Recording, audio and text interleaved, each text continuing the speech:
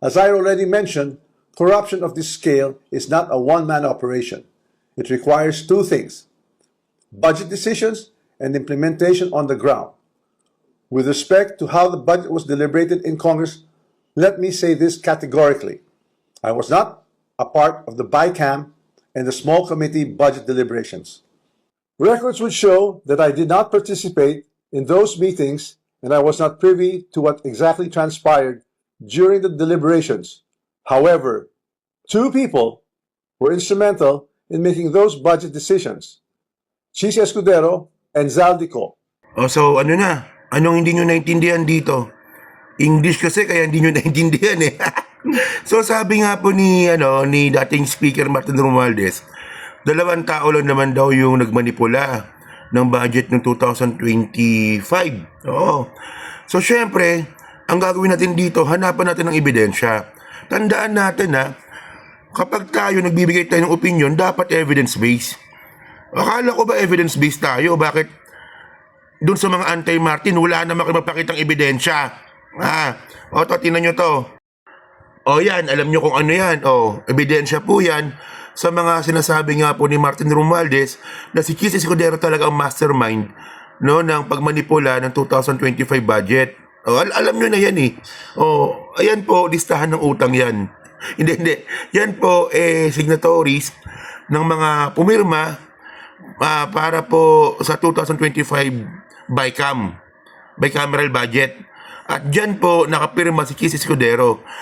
Ngayon, hindi lang basta-basta pirma yan. Kung titignan natin sa isang malaking perspektibo, napaka-unusual po talaga na bilang Senate President, kasali ka sa BICAM, no? Tapos, ikaw pa yung nangunguna sa signatories.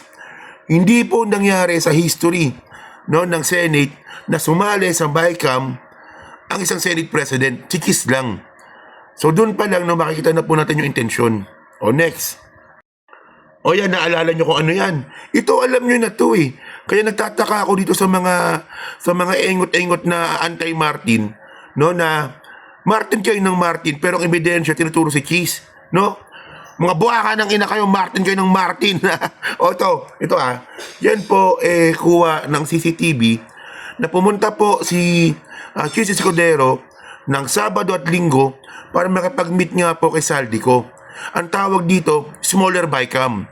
So meron ng BICAM, tapos may smaller BICAM pa. Dito po pinasok ni Chis Escudero yung maanumalyang 142 billion pesos na insertion. Di ba? Kaya nga binabanggit natin dito, nagsalita po si Martin Romualdez na nagbibintangan niya si Chis, pero tandaan natin, may ebidensya po ito. At syempre, pinag-usapan na nga natin dito, yung pagpunta nga po ni Chis Escudero sa Congress kahit Sabado at Linggo, ito na po yung naging resulta. 142 billion na insertion. Ayan po, hindi po masagot ni Chis yan, pero nangyari po yan. At alam ng mga anti-Martin na nangyari ito. Ako talaga nagtataka talaga ako eh. Imbis na ang ituro natin na mastermind dito si Chis, Martin pa rin na Martin. Akala ko ba ang point natin dito, akala ko ba evidence-based tayo?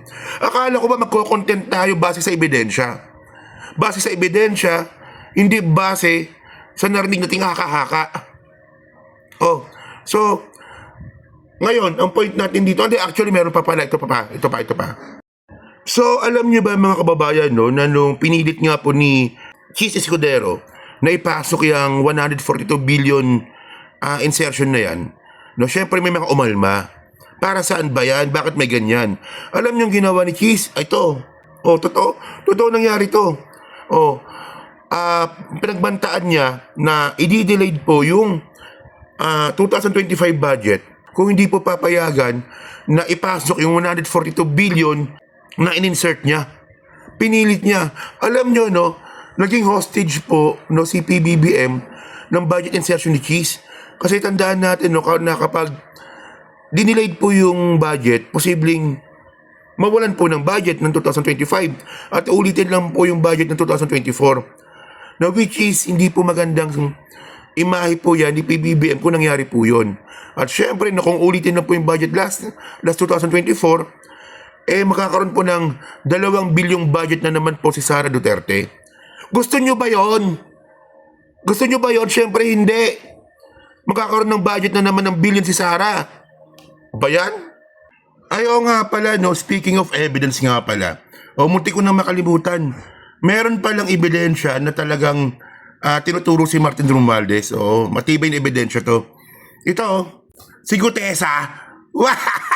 Gutesa ang puta.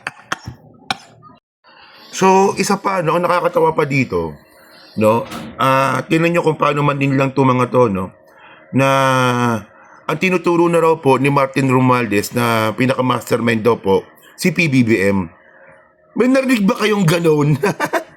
May narinig ba kayong sinabi ni Martin Romualdez na ang may kasalanan yan, ang presidente, si Bongbong Marcos, pinsan ko, walang ganon. No? Ang sinabi lang po ni Martin Romualdez, no, ni dating speaker, ang pinaka nag-execute ng mga proyekto, executive. Ang tanong, hindi ba totoo yun?